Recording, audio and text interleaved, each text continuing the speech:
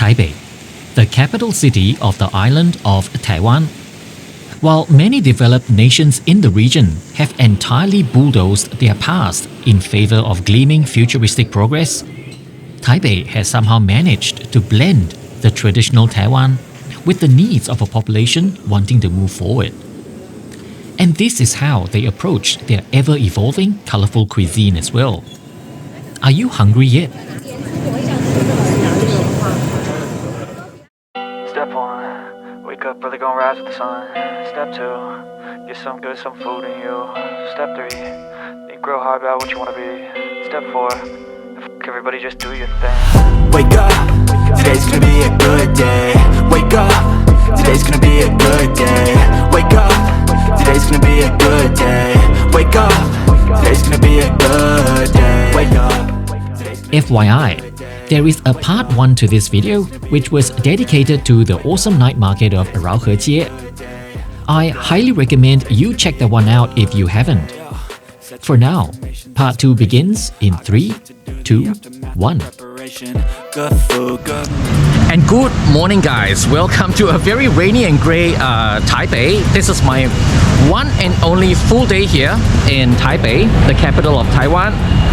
So we're gonna start the day by going somewhere for breakfast. So come along with me and let's have the most important meal of the day. Everybody just do your thing. If you're new to my channel, my name's Ryan. Born and bred in Singapore, I now call Australia home, and I create heaps of travel content. This trip sees me set foot in 8 cities in 4 countries over 2 weeks. So this travel series will contain heaps of flight reviews, train journeys, and foodie destination vlogs for your viewing pleasure. These videos will be linked in the description below in chronological order as and when they're published. If you'd like to make a direct impact into the growth of my channel, give me a like and share this video with a friend. Even better, hit subscribe and the bell icon so you won't miss the next episode of this amazing travel series. So here's the thanks, because your support is very much appreciated.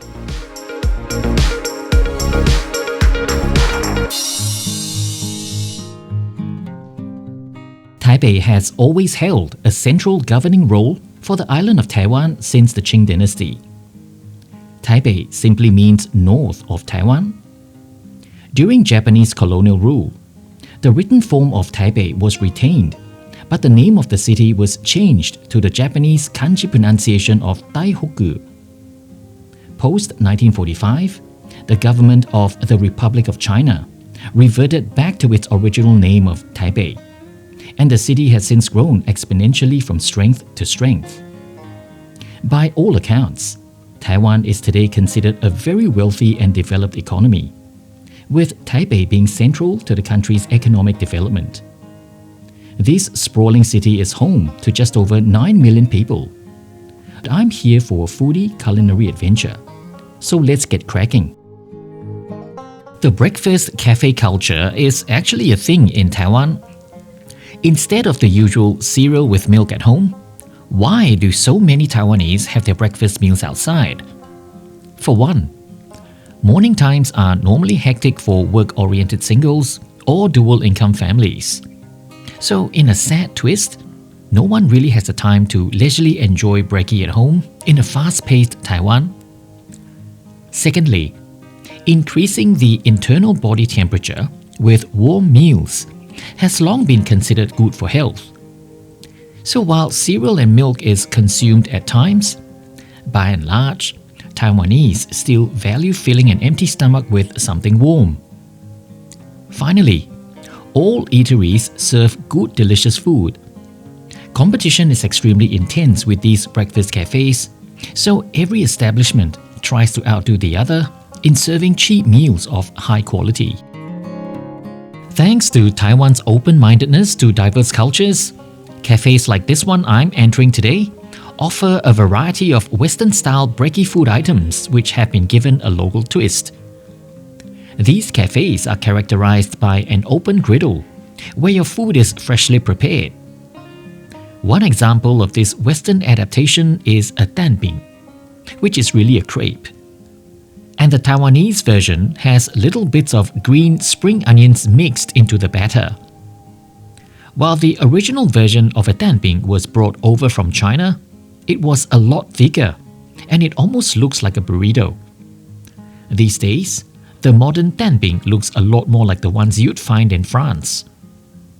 The filling I chose this morning was scrambled eggs and cheese, and together with a serve of deliciously milky iced tea, this meal came to a grand total of 85 New Taiwan dollars.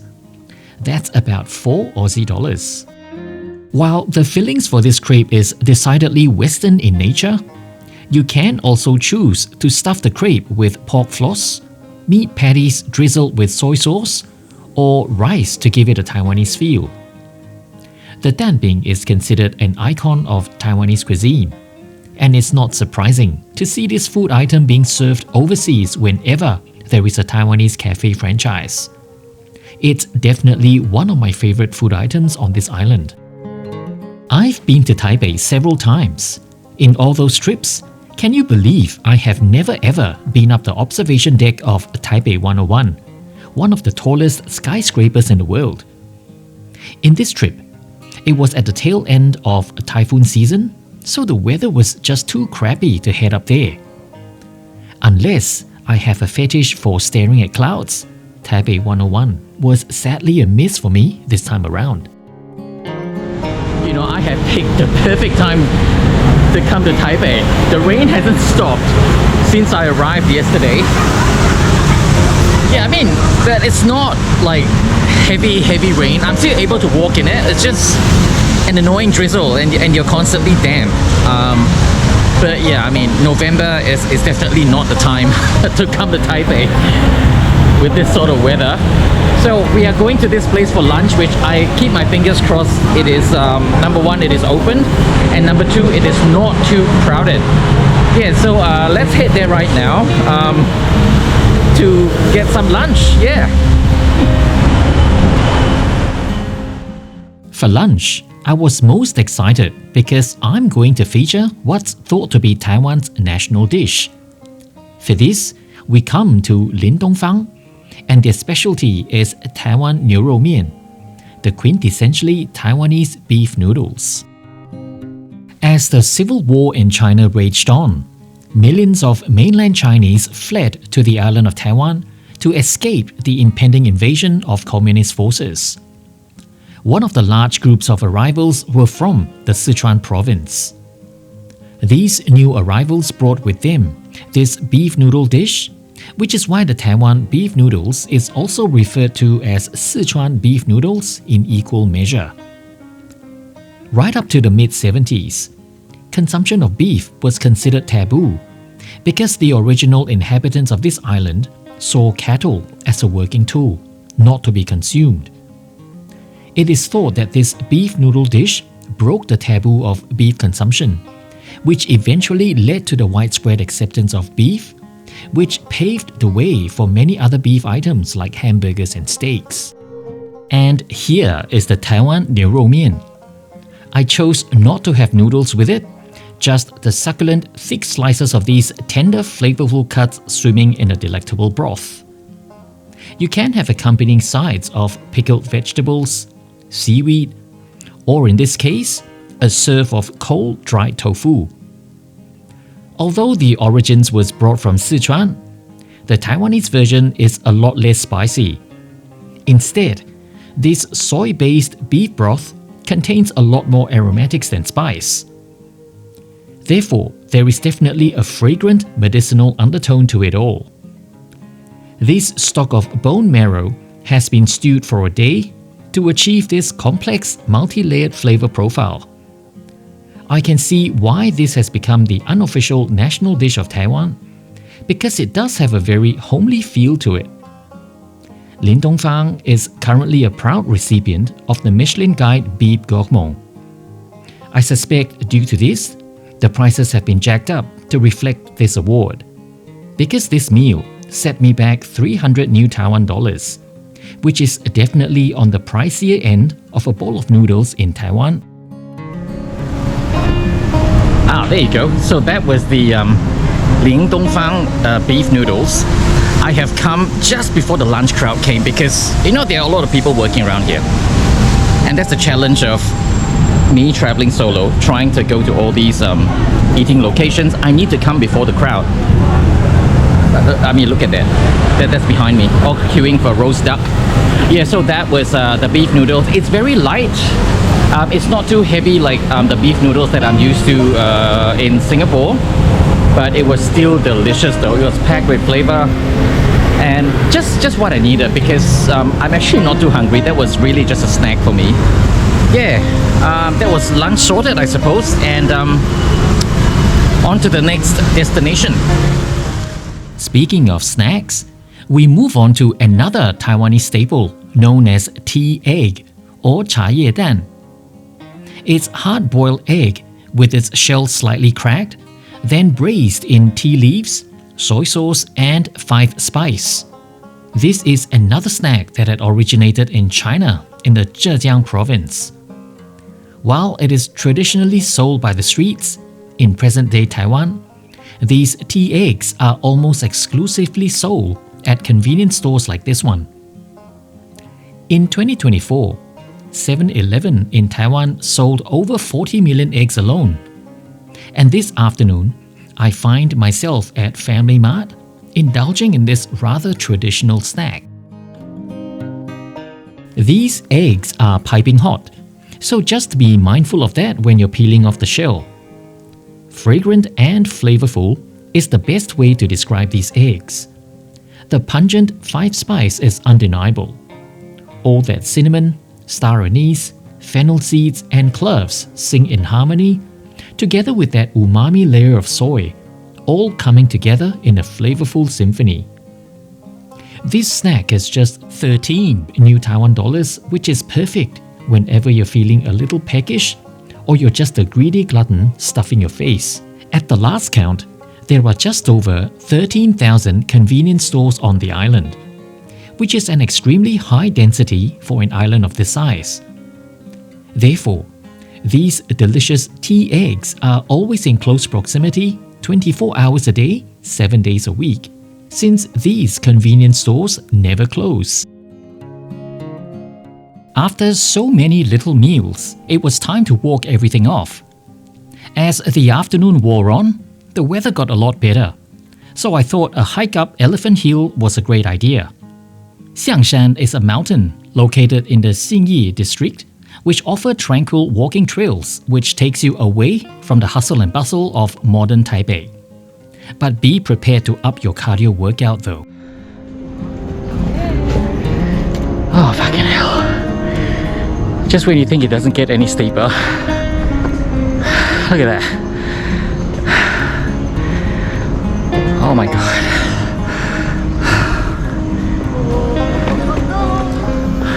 I don't think I've perspired so much for a long time. I mean, look, I'm drenched and I'm stopping here. I can't go on anymore, but the view here is rewarding enough for me to say I've done it, and I don't have to do it again. Far out.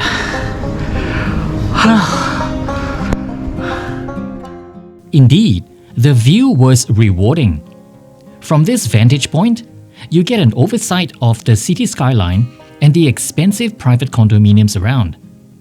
This must be where all the rich people hang out. On New Year's Eve, Xiangshan is also a popular location to view the fireworks shooting out from Taipei 101. However, what goes up must come down, and my wobbly knees soon brought me down to the foothills, where there is a temple which sells ice-cold herbal tea to sweaty hikers like me, who need to take a break after that encounter with nature. It took me a while before I could feel my legs again, and before you know it, the sun had set. Where the hell had the time gone? Here is the tip. Do not take an Uber during Taipei rush hour because I was stuck in traffic. When I got into the Uber, the sun was up. It is now dark, and I've come to another night market. This is within the area of the hotel that I'm staying at. This is Tonghua. I think this is what it's called. Yeah, Tonghua Yeshi. So this is the Tonghua night market. My Taiwanese friends tell me that this has a lot less tourists. So let's go see what Tonghua is all about. Let's do this. Alright, I'm gonna do a little clarification here. Although Google Maps says it is Tonghua Yeshi, which is Tonghua night market. This road that I'm on, okay, this road behind me, this is Tonghua. But the actual market is perpendicular to Tonghua, and this is Linjiang. So the sign up there actually says Linjiang, yes, Linjiang Light Market. So it's actually the same thing, right? So there is Linjiang, which is the perpendicular, and this is Tonghua, which is the road that is behind me. So don't get confused, it is the same thing. Yep, so let's go take a walk. Night markets in Taiwan are an incredibly popular thing because they offer a unique blend of local culture, affordable food, and a lively social atmosphere. In Taipei alone, there are 17 to choose from. They are more or less the same as the next one, which is why a lot of visitors plan their trips to these markets according to where they end up at the end of the day. For me, my hotel was a 20-minute walk away from here.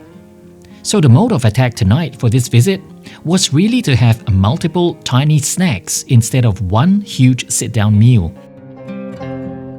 We start with a Taiwan sausage, which is an incredibly popular snack made from pork, liquor, and other accompanying spices.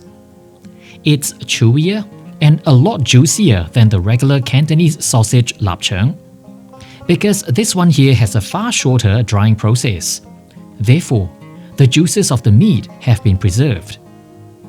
Sometimes it is sold in a bun, but otherwise it's mostly grilled over charcoal on a stick.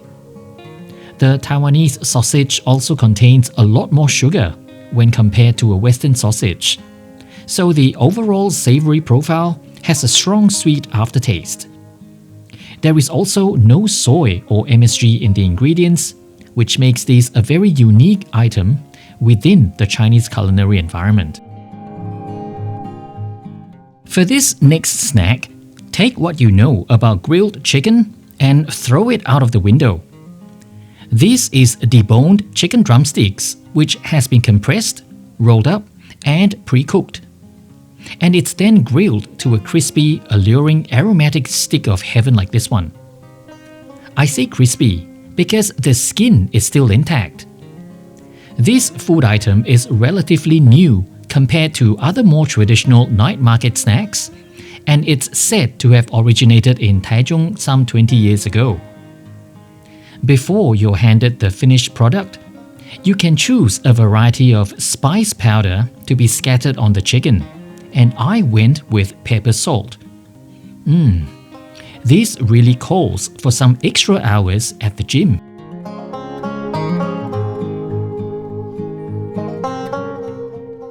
This next delicious looking thing is pulverized swordfish.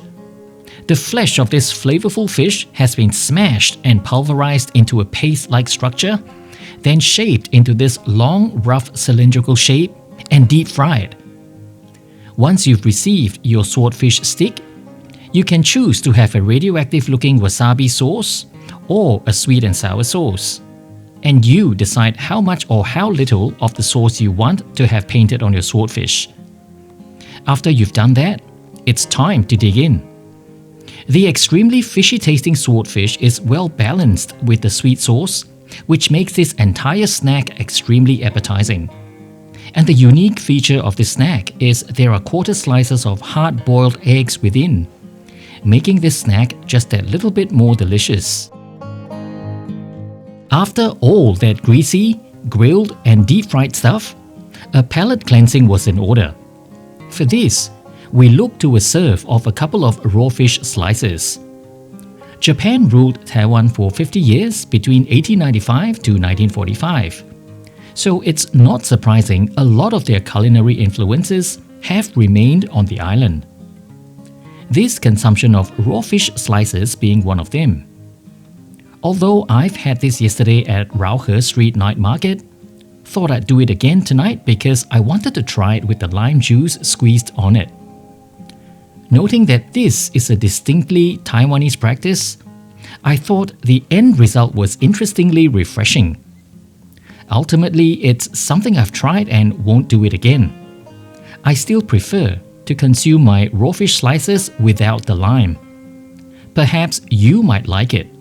Let me know in the comments what do you think, or if you've had the Taiwanese way before.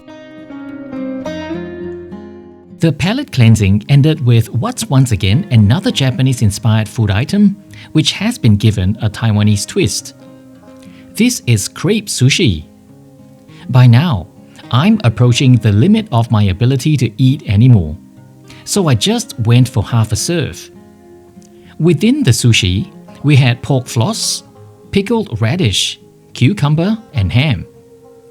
While I'm sure their colonial ancestors would be turning over in their graves this very moment, I thought this crepe sushi was just delicious, and it was an awesome way to end the night of an eventful culinary journey through this vibrant, colorful, and pulsating night market.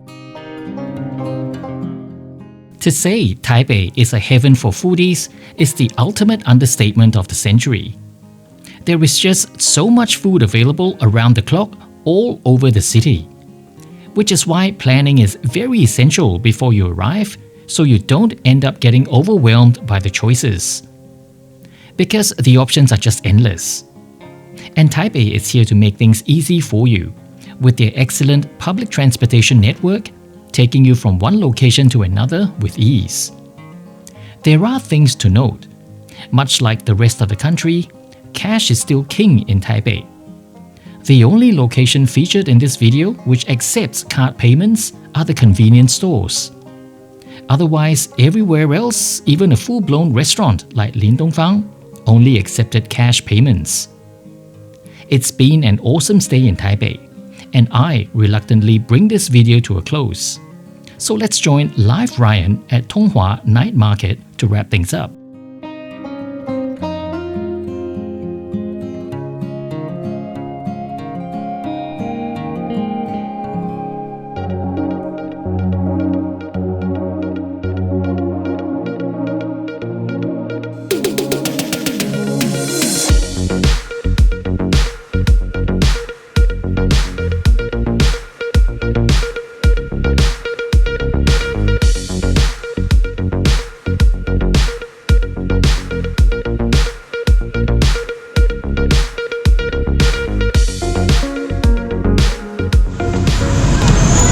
Well guys, so that is the end of my Taiwanese street market adventures.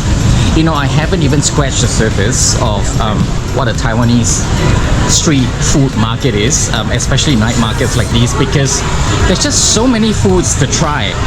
And I can only do so much because I'm only one person. So I suppose this is a good excuse for me to come back to Taiwan. So I'll save the rest of the food for the next trip when I come here. So anyway, in the meantime, I've chucked details of my Instagram on your screen right now.